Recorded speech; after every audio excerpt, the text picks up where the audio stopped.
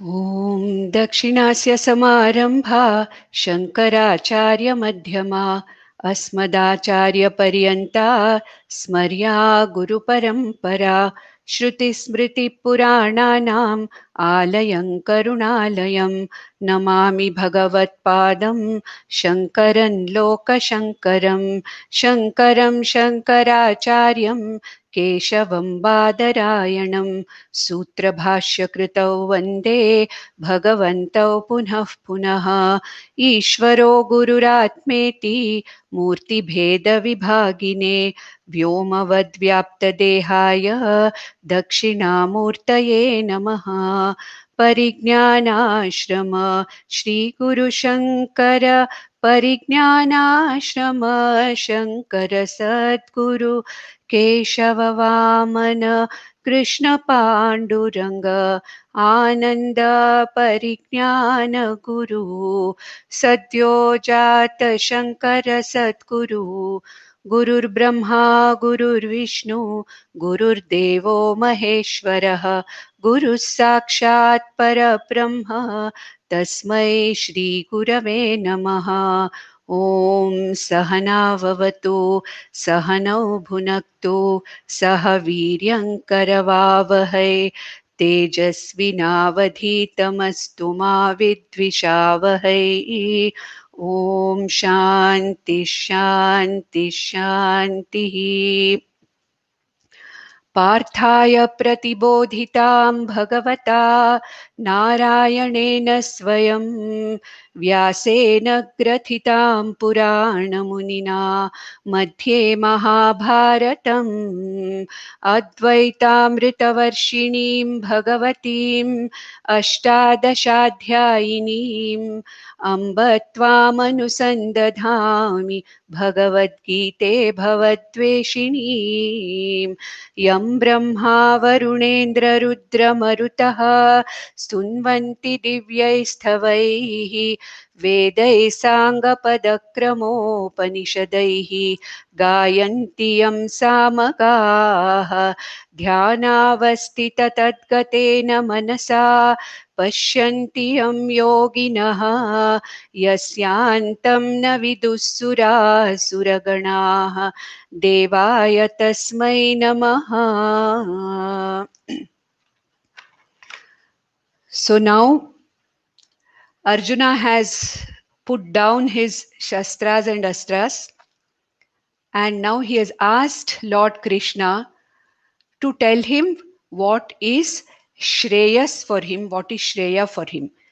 Just if you see the 7th verse, in the 7th verse, where Arjuna is converted from a samsari to a shishya, and what did he ask his guru Krishna? He asked, Yat Shreyaha Syat Nishchitam Bruhi Tanme. Now we have to understand this. Yat Shreyaha Syat.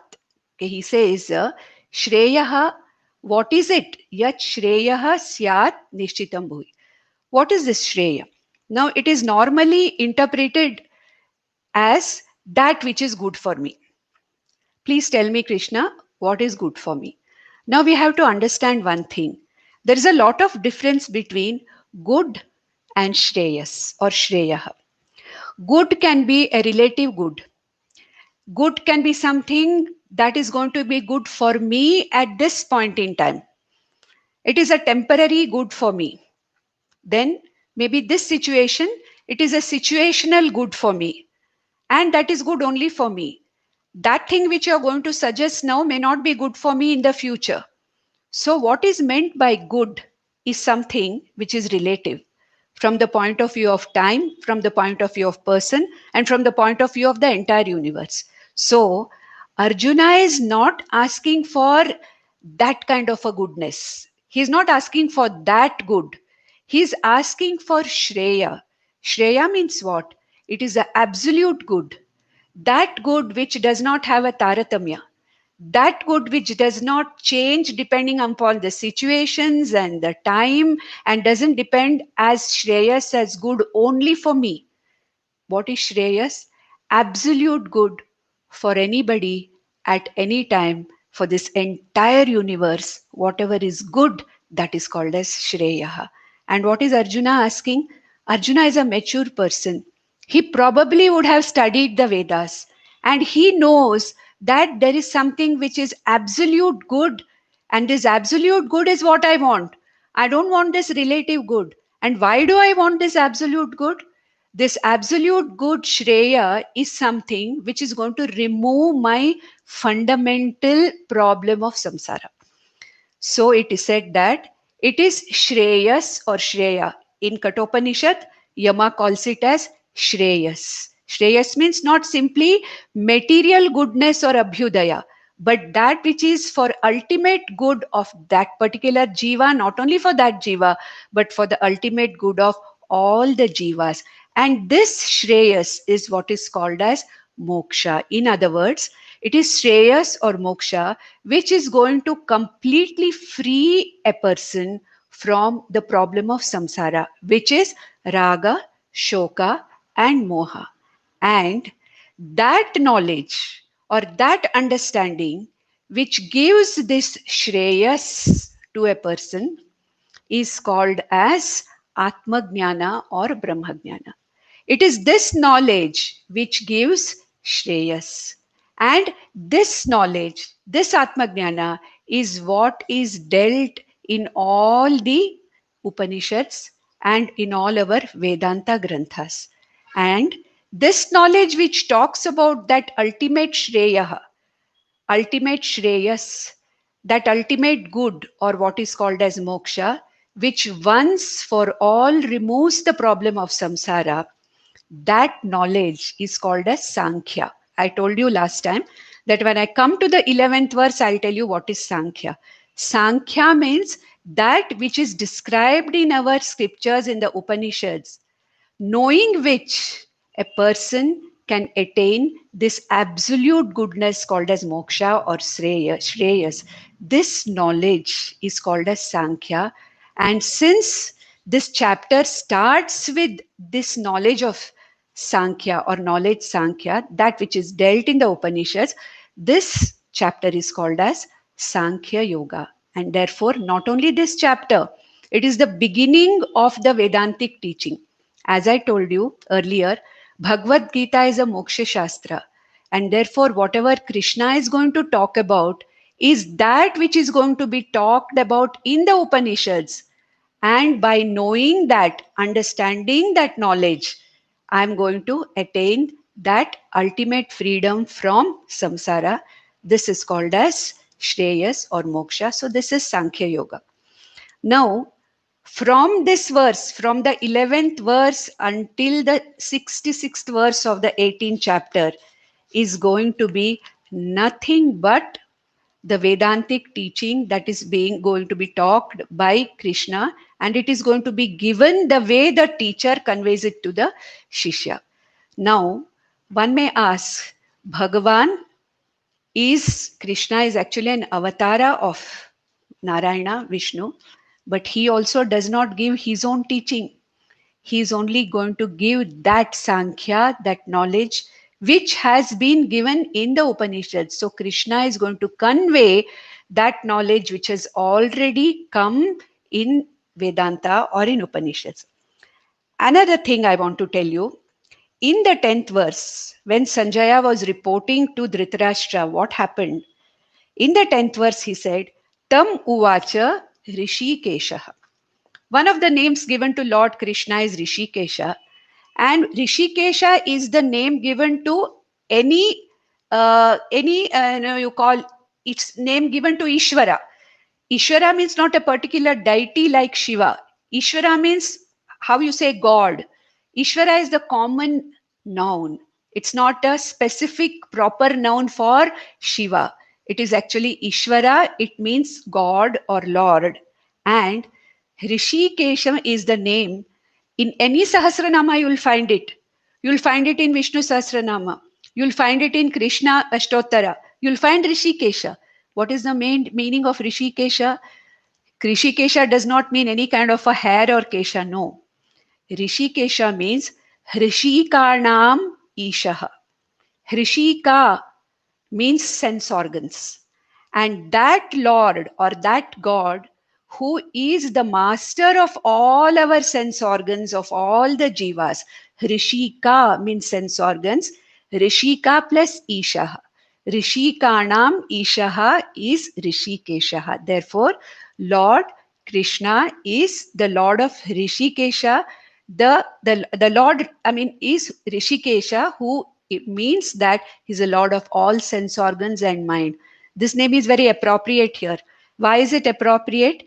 It is appropriate because Arjuna has no control over his sense organs and mind at present. And Arjuna is just a picture of despondency and sorrow. And he's conveying his despondency. And Rishikesha, Lord Krishna, Prahasanniva, and he's smiling, And that's the thing. Whatever may be the problem of the Shishya, the Guru recognizes it, acknowledges the problem, but smiles, giving this person, the Shishya, the confidence that, hey Shishya, I have got the answer for your question. And the Shreyas that you're asking for is what is called as Atma Vidya or Brahma Vidya, which is the very central teaching of all the Upanishads.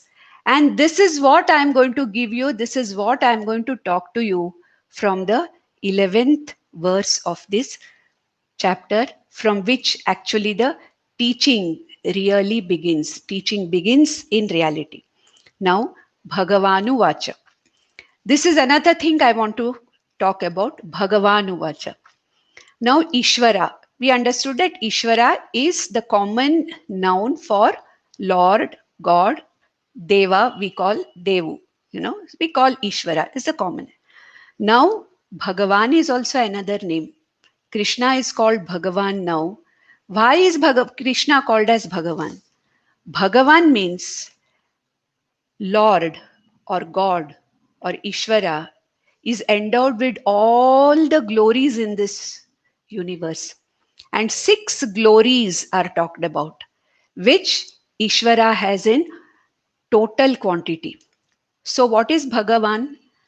That Lord who has these 6 bhagas or 6 glories in their fullest form, in the fullest quantity, and he is the one who does not have to look for these glories elsewhere. We all have those glories, but all those glories are in small miniature forms in us, whereas Ishvara is the one who has these 6 glories in Samagra, all total. What are these 6 glories? Now, Samagra Jnanam. Ishvara is the repository of all the knowledge that can be there. Manifest knowledge, unmanifest or potential knowledge. Ishvara has the glory of all knowledge. What is the meaning of all knowledge? All the laws of Ishvara. May they be cosmic laws, they may be physical laws, they may be chemical laws, they may be physiological laws, anatomical laws, laws within laws within laws, which keep this whole universe and this creation going in a clock-like order, in a clock-like manner, where the planets are going around without bumping into each other, they're not falling into the sun. Now, if you look at all this, there is a great amount of knowledge which goes on, and Bhagavan is Samagra Jnanam. Krishna is now Samagra Jnanam. Next, Samagra Viryam. What do you mean by Samagra Viryam? Samagra Balam.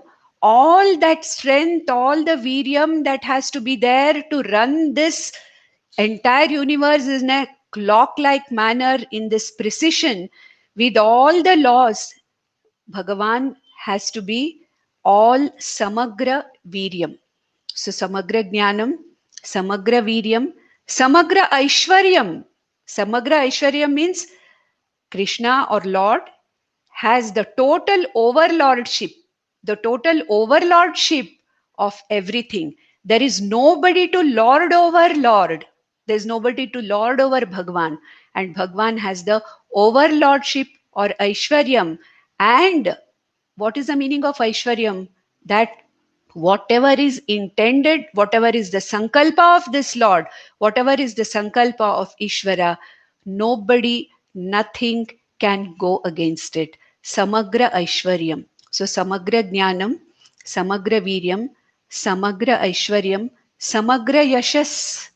Therefore, whatever is the yashas, whatever is there as the winning, everything belongs to him. Samagra yashas.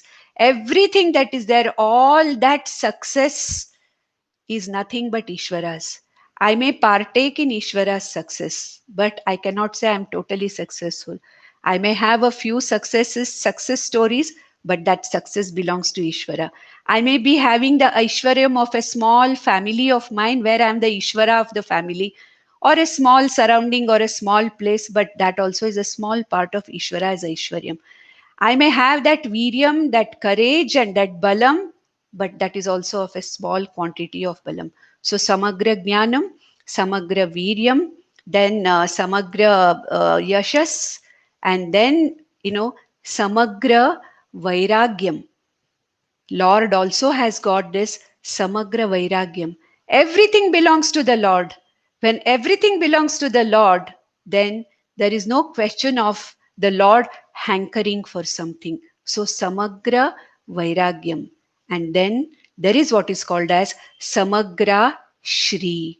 Samagra shri means all the resources in the entire universe, whatever they may be manifest, they may be unmanifest, whatever belongs, whatever is there in the universe, everything belongs to Ishvara.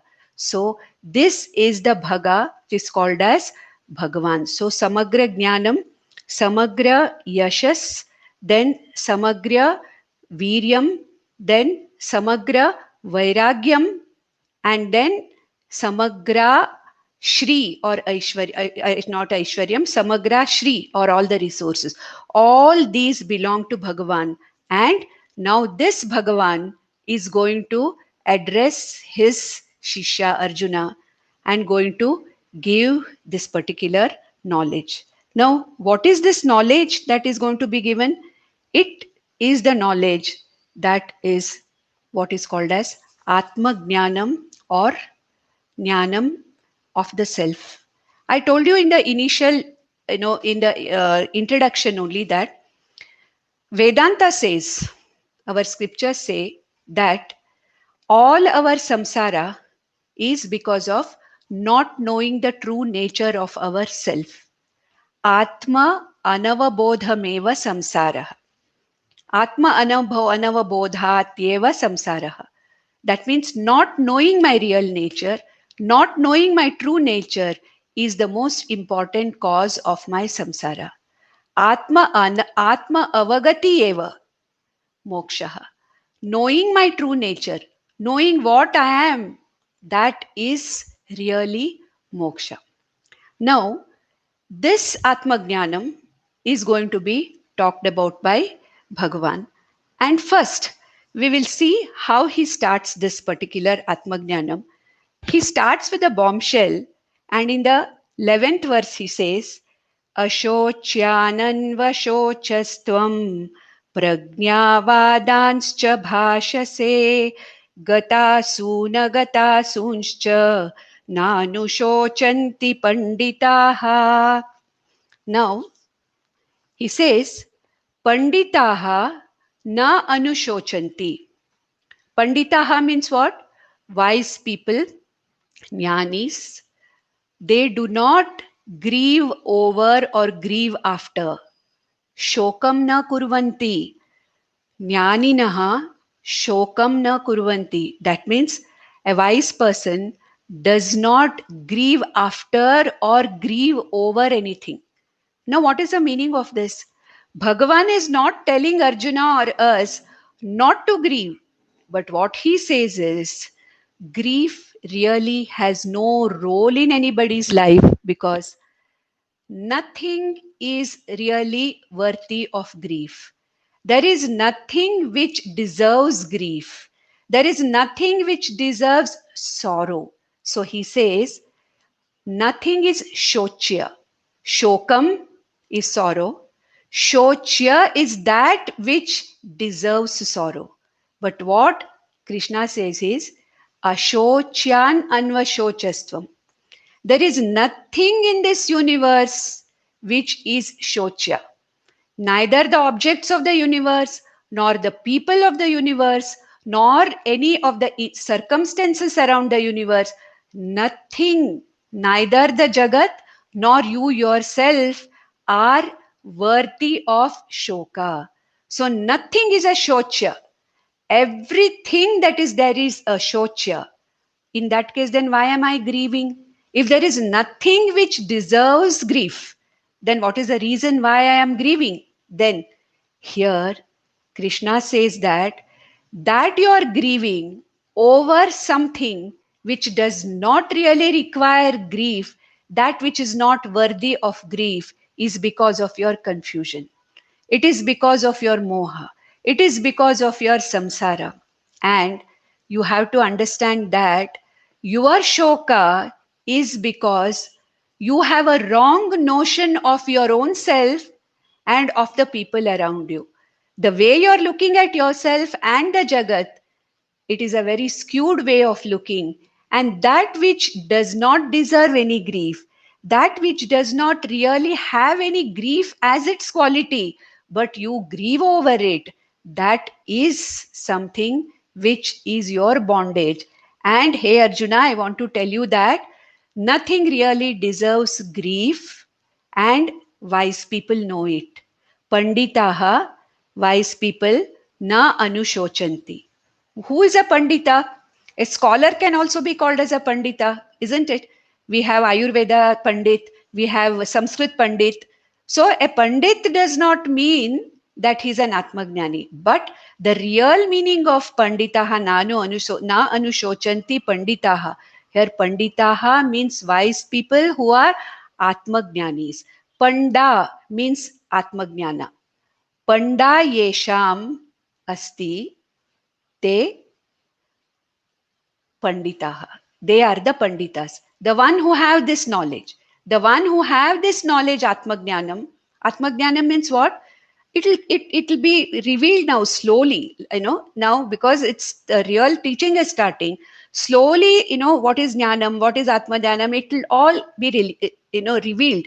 But now we have to understand that what it shows is that those who have this atmajnanam, those who know the true nature of themselves, the true nature of the Jagat around them and the people around them, do not really grieve over anything because they know that nothing is worth the grief. And he's giving two examples here.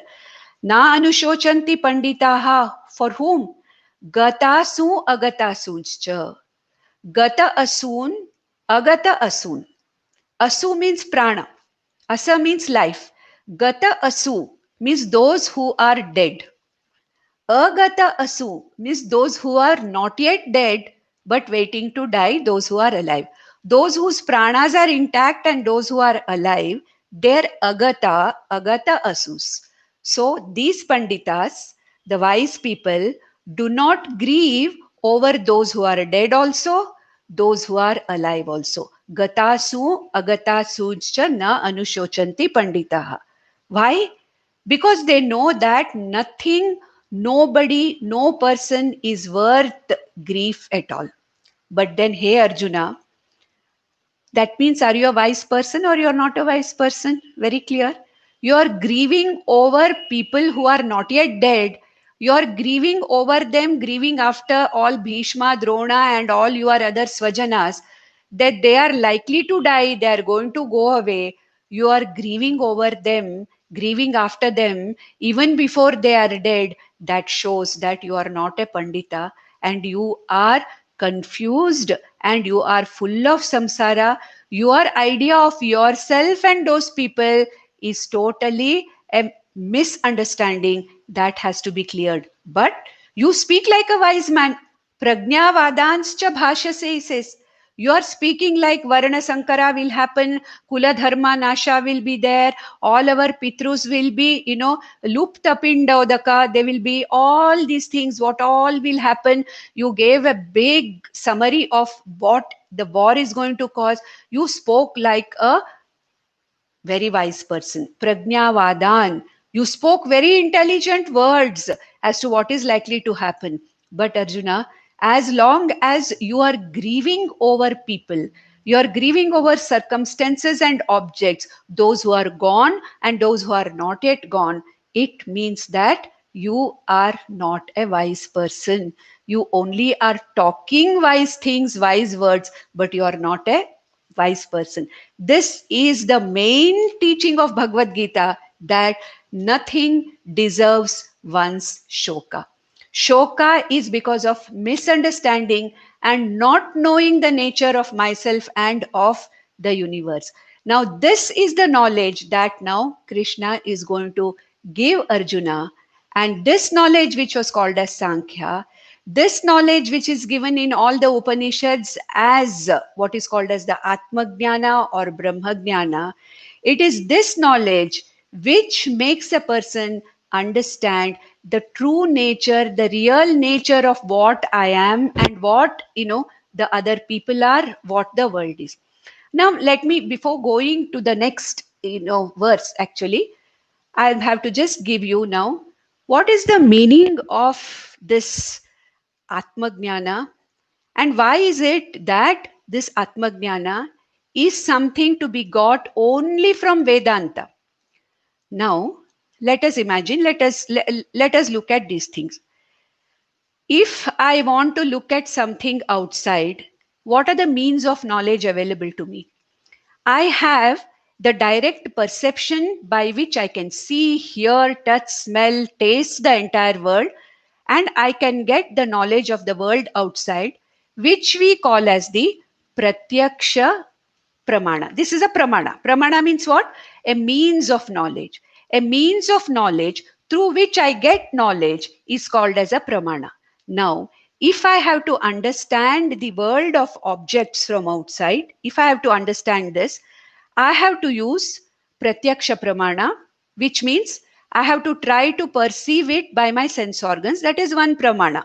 That is one means of knowledge to understand the external world.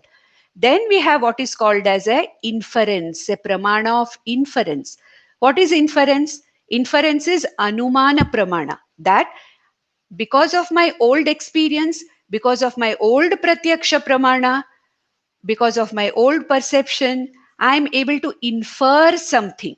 For example, I see smoke somewhere far away. Though I don't see the fire, I infer that there must be a fire because there is smoke. This inference is what is called as the Anumana Pramana. Then, from my Pratyaksha and Anumana, I am able to postulate, or I am able to project something which is known to me, not known to me, which is called as postulation or Arthapatti Pramana. Don't worry too much about these things because this calls for this particular explanation. It will come in the future again, all these things. Then we have an Upamana Pramana. Supposing I don't know something, but then it is compared to something else which I know. It looks like this. A bison. It looks like a bull. Now I know the bull. I have not seen, that bison. Now it is Upamana Pramana. So when we are going to know or have knowledge of the objects of the world outside, all these pramanas, all these means of knowledge are helpful to us. Now, what we are trying to understand is the very nature of myself. Why is it that I'm trying to understand the nature of myself as to who am I? Vedanta says here that when I say I, normally when I call myself I or when I say I, what is this I? I refer to the I sometimes as the body. Correct? I say I'm sick. I say I'm tall. I was born somewhere. Okay. This is my son. This is my parent. So what happens from the point of view of this body? In certain transactions, I take myself to be the body. I take myself to the body, to be the body. That is why I say I am tall. I reside here. The body, wherever it resides, I reside. The height of the body is my height. I am so and so much tall, or whatever it is, weigh so much or whatever. Anything that is connected to this body, I call it as mine. And say my son, my daughter, my parents, my this, my that, my place, my house. So commonly I say I am the body. Then the sense organs, my eyes and ears and nose and my skin, the touch, smell, taste, all these sense organs, when they are doing their job outside, at that time, what do I say? I say, I am seeing, I am listening, I am speaking, I am holding, I am walking. So, I am identifying myself with the sense organs. Correct? And then, when my mind is thinking, when my mind is doubting, then I say, I am thinking, I am having doubt, I am feeling, I am sad, I am happy. Now, what am I doing? I am considering myself to be the mind. So, whenever I say I, either I take myself to be the body, or the sense complex, or the mind. Next step, when I am thinking and I have come to a conclusion and made a decision, what do I say? I have decided, I have made up my mind, I have decided to do this. So I identify myself with my intellect and I say, I don't know something, I know something, I know what to do. So I am identifying with my intellect, and at that moment, I am the intellect. Then there is an agency, a doer. I did this. I did that. I am going to do this. Tomorrow I am going to do this. Now I am doing this. So who am I now? I am the karta or the agency, the doer of action. And when something I'm enjoying or experiencing, what do I say? I'm happy that I'm experiencing, I'm the experiencer.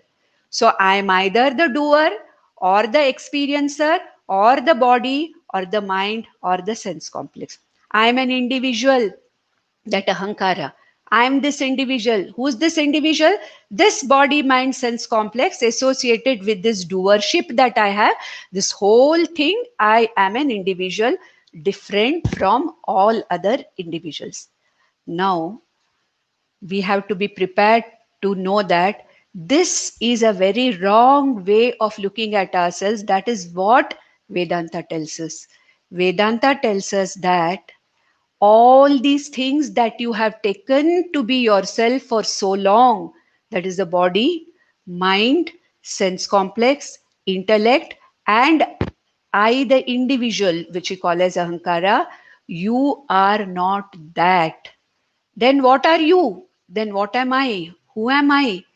Shastra says that, our Upanishads say that you are that consciousness which is the observer, and all these five things which you called as yourself are observed. Now let us now see what is the meaning of this. Now I am seeing this book. The book is an object of my perception. The book is observed, I am the observer. So can I be the book? I cannot be the book. I am the observer of the book, right? I have a book, but then I am not the book. I have a donkey, I am not the donkey, right? So this book is an object of my perception, and Vedanta calls it drishyam. Anything that is an object of my perception is drishyam. I am not the drishyam. Then who am I? I am the very drik, I am the very seer, I am the very observer of that object which is observed. So it is very easy for me to understand that I am not this book, I am not that wall, I am not this computer. Why? Because this is very far away from me. Now let us come to our own body now. This is the beginning of understanding what is Atma Jnanam, what we call as the Atma Anatma Viveka, which I am saying in a very brief and a manner in which it can be understood very well. I'm sure all of you have read my writing on Tattva Bodha and Atma Bodha, which started from December 2016, in which this entire Atma and Atma Viveka, what is Atma, what is Anatma, what is Drishya, what is Druk, the whole thing has been explained very, very much in detail and clearly. So you can refer to those articles which have been written, Tattva Bodha and Atma Bodha, which appeared in the KSA continuously month after month. So now, in this case, what our Shastras say, what Vedanta says is that now look at yourself. Is the body an observed object or is it an observer? I am aware of this body. The body is an object of my observation. I am the observer. If I am the observer and body is observed, how can I be the body? I am not the body. It may be a little difficult initially, but then as we go on, this will become clearer. Now, let me come to the sense organs. The sense organs are perceived by me. Why? Because I know the eye. I know the eye is seeing. When there is a problem with the eye, I know that there is a problem with the eye. So, the sense organs are observed, and I am the observer of the sense organs. That means I am not the object of my perception. I am not the sense organs. Now let me come to the mind. Am I the mind? The mind is also an object of my observation. I am the seer and the mind is seen. I am the observer, the mind is the observer. Why? I know, I can perceive, I can see what the mind is thinking. See means what? Understand. I am able to understand all the thoughts that come to me, all the emotions that come to me. And then, if I am the mind, I will not be seeing it as an object. Therefore, the mind with its thoughts is also an object of my perception. Therefore, I cannot be the mind. Then, am I the intellect? I am aware of the intellect also, that I know, I know. I, the observer, know, I know. I know that I do not know. So I am aware of my knowing, I am aware of my ignorance also. I am aware of the decisions I have taken. I am aware of all the sankalpas that have been done, vikalpas that have been done by the mind, and ultimately the nishchaya buddhi that I have taken a stand. I know that. So the buddhi with all its nishchayas is nothing but an object of my perception. Then lastly, my ahankara or individuality. I know that I am an individual and I am doing it, I am aware of it. Even my doingness, or what you call as kartrutvam, my doership, my experiencership is also available to me to be understood, to be seen. Therefore, the body, the mind, the sense complexes, the sense complex, the intellect, and also I, the individual, karta bhokta, the doer and experiencer. All these are nothing but objects belonging to the world. Then who am I? I am a loosely bound mixture or combination of these five things and an observer consciousness. So, who am I really? Am I this body, mind, sense complex, intellect, individual? Or am I the observer of all these things? And our Shastra says, Vedanta says, you are not any of these because it is drishyam. All these are the objects of your perception, therefore you are not any one of them.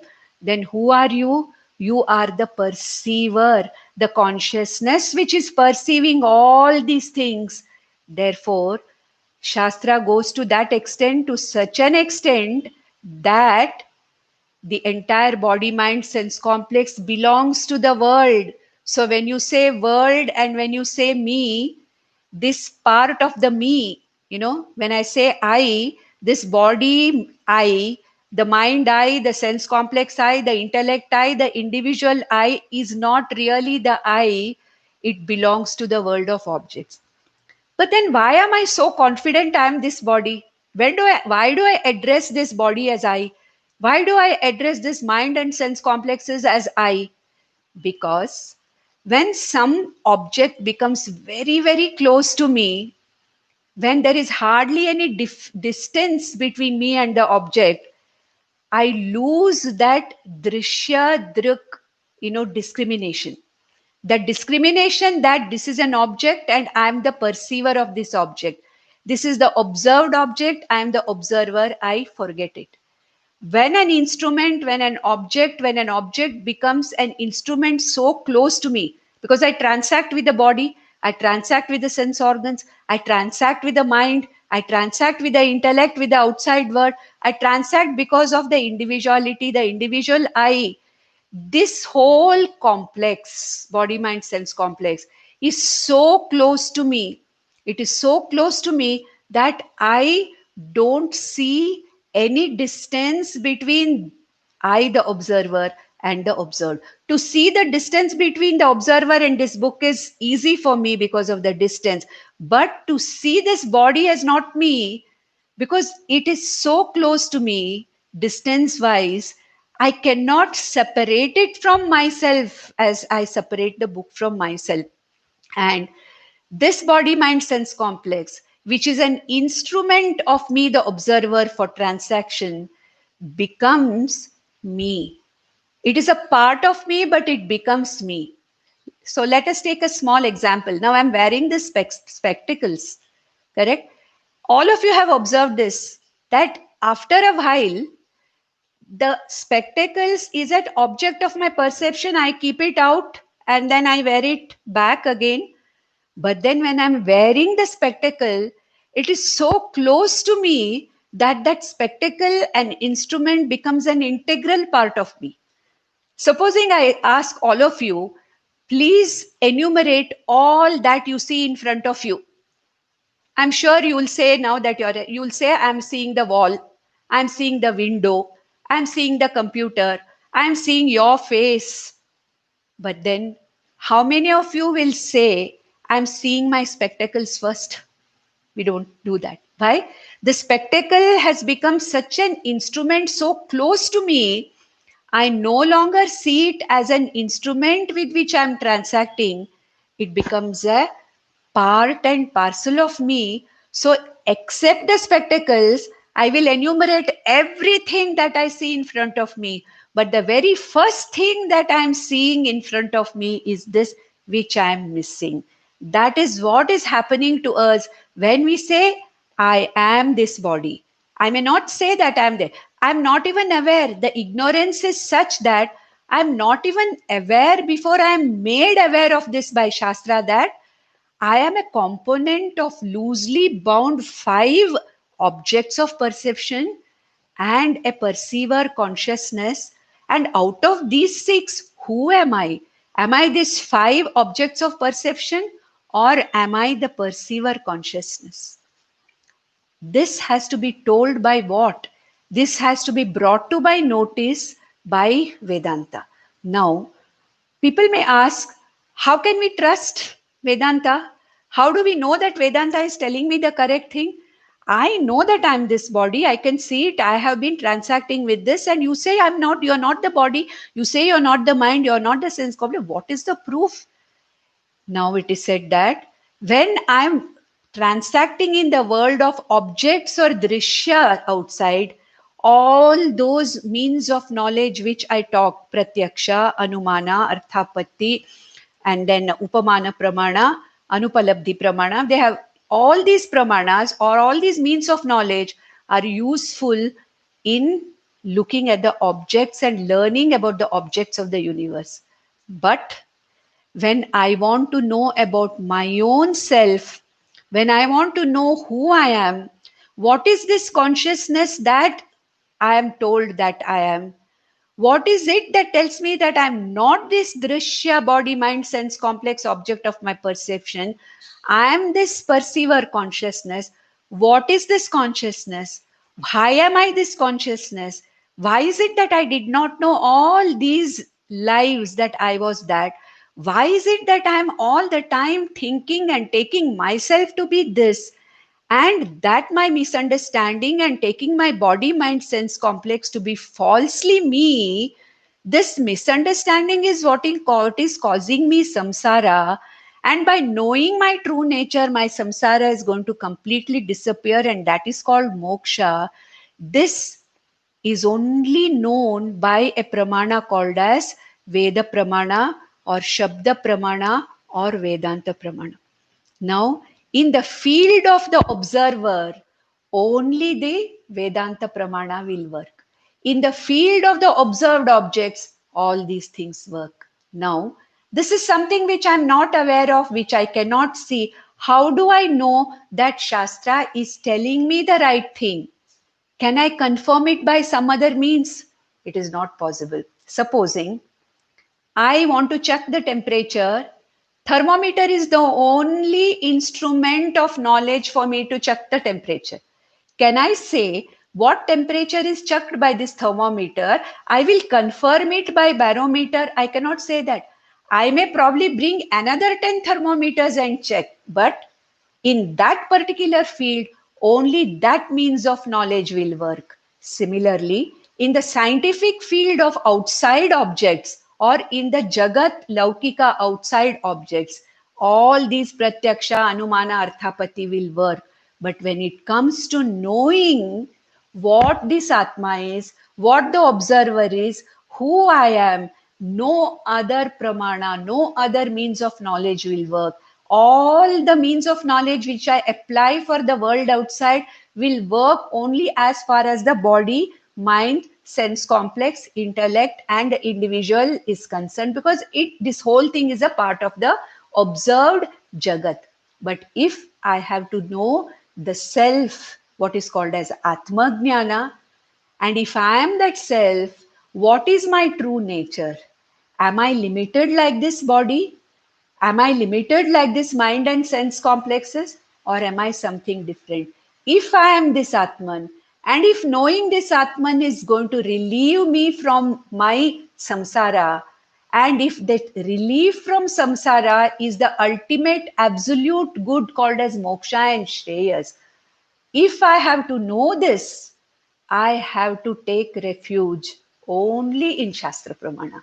And I have to have the capacity to trust this Shastra. Because initially, what the Shastra is going to tell me may look very, very funny to me. Why?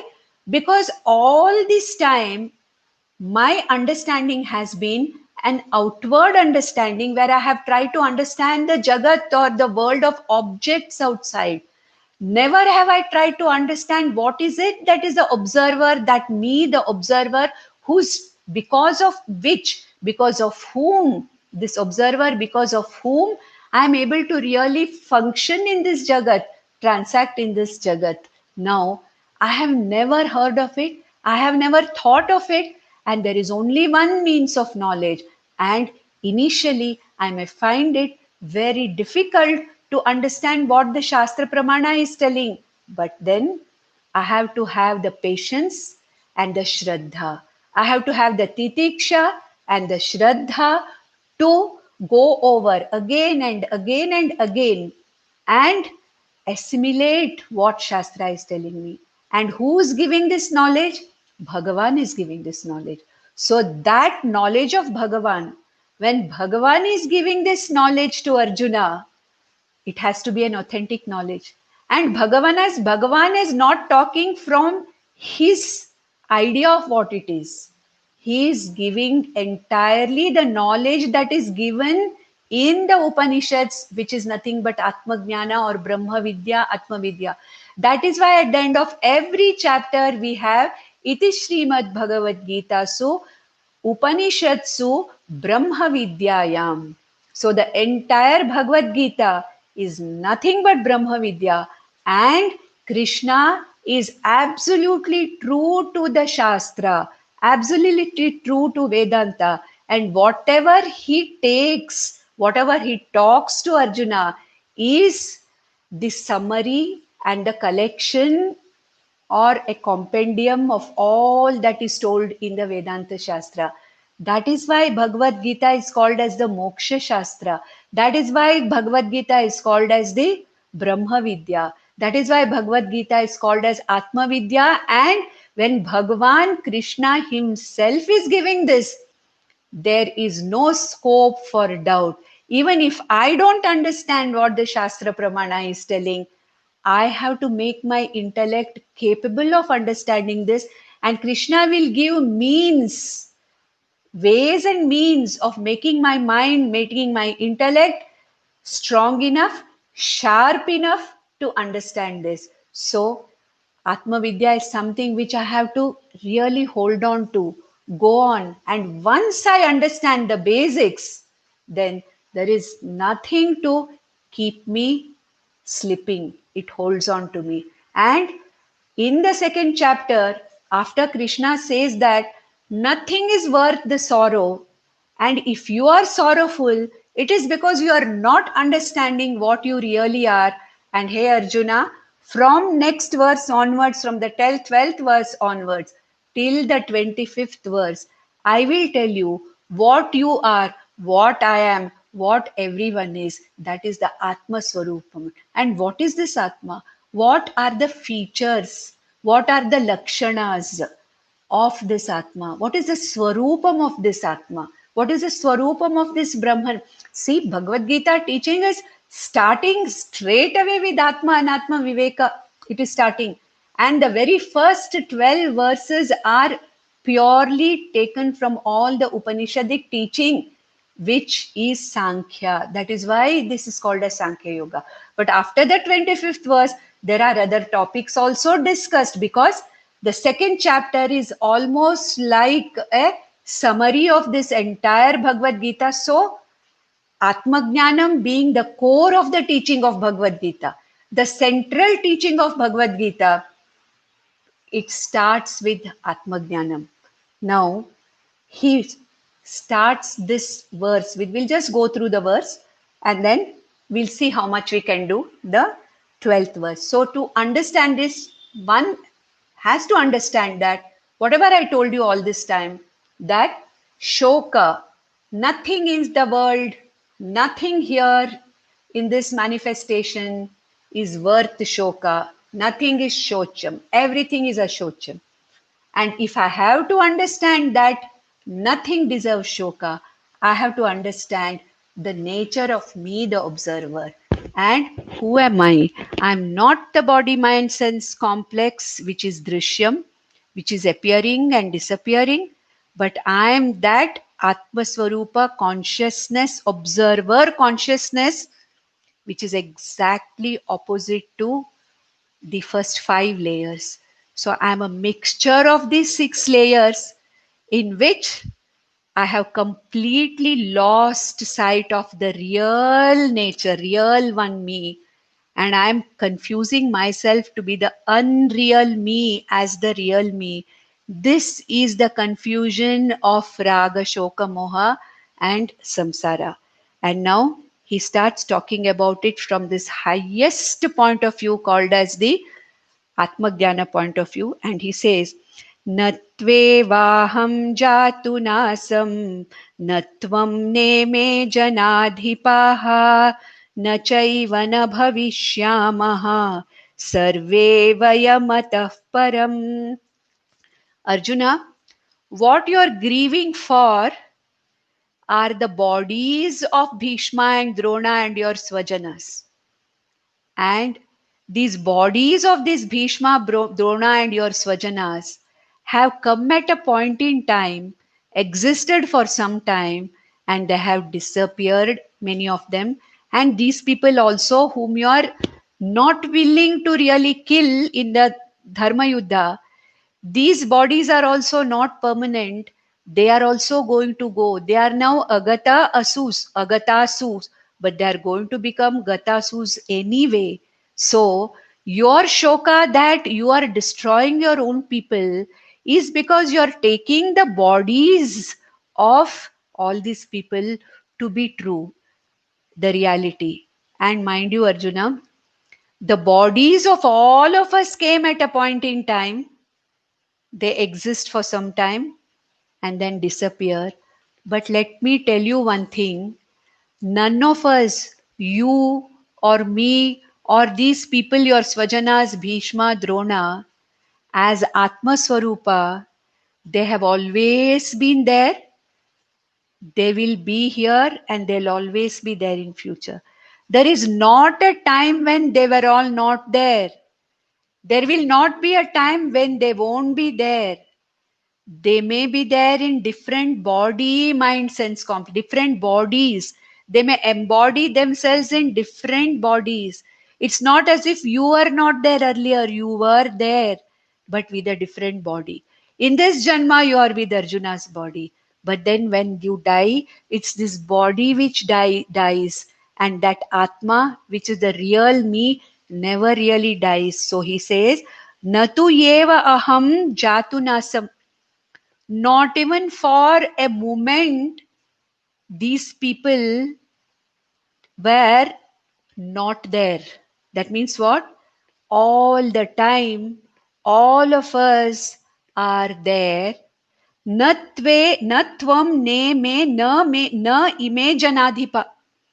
Neither you, Arjuna, nor these janadhipas, all these kings that you are, worried about destroying in the war. Neither you nor these people, it's not that they were not there.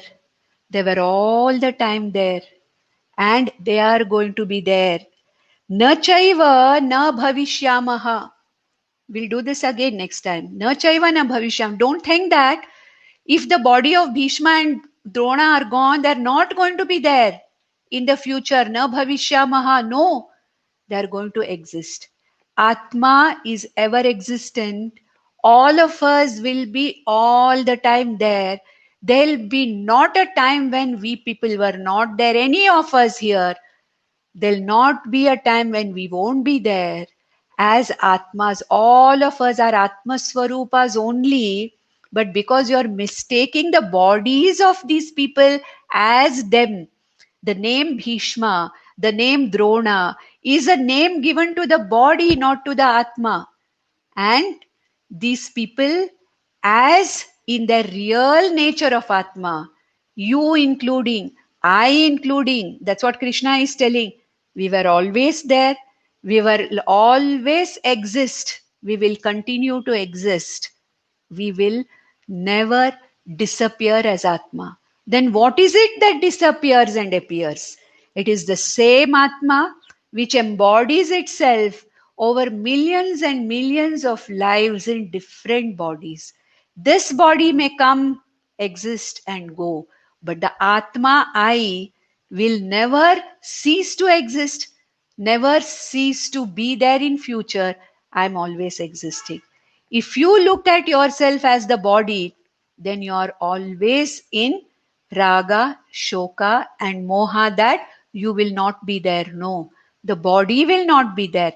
Understand that the body, mind, sense complex is drishyam, therefore it is not you. It will come and go, but you, the real observer consciousness, has always been there. It will always be there in future.